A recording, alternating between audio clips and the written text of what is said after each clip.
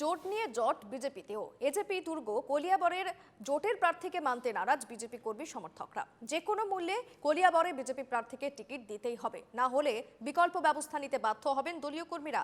এমনটাই হুঁশিয়ারি কলিয়াবরের বিজেপি কর্মীদের। জোট নিয়ে জট বিজেপিতেও, জোটের প্রার্থীকে মানতে নারাজ কলিয়াবর বিজেপি।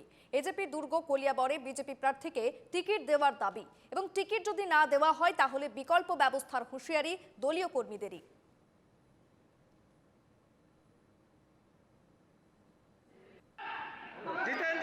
আমার ভারতীয় জনতা পার্টির কলিয়াবরের টিকেটটা আমাকে এবার দিব লাগে। নিদিলে যদি নিদি আমি বিকল্প চিন্তা আমি কৰিব লাগিব, উপায় নাই। আমি এই দল আৰু নকৰো। এজিপিৰ লগত আমি হামিল মিলত আমি নকৰো, এলাইজ নকৰো। আমি কৰ্মী আমি নামানো, ভাৰতীয় জনতা পাৰ্টি এইটো কেতিয়াও নামানে।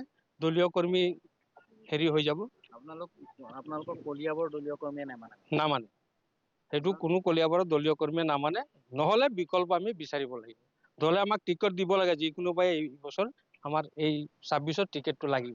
ইয়াৰ আগতো আমি বিজেপি দল হৈ আমি আমাৰ ৰাজ্যিক যিসকল আছে তেখেতসকলৰ ওচৰত আমি দাবী জনাইছিলোঁ, আৰু এইবাৰো আমি মিত্ৰজোঁটত আমি নিবিচাৰি আমাৰ নিজাববীয়াকৈ ভাৰতীয় জনতা পাৰ্টিৰ প্ৰাৰ্থী এজন আমি বিচাৰি আছোঁ। আমি ৰাজ্যিকক আবেদন জনাইছোঁ।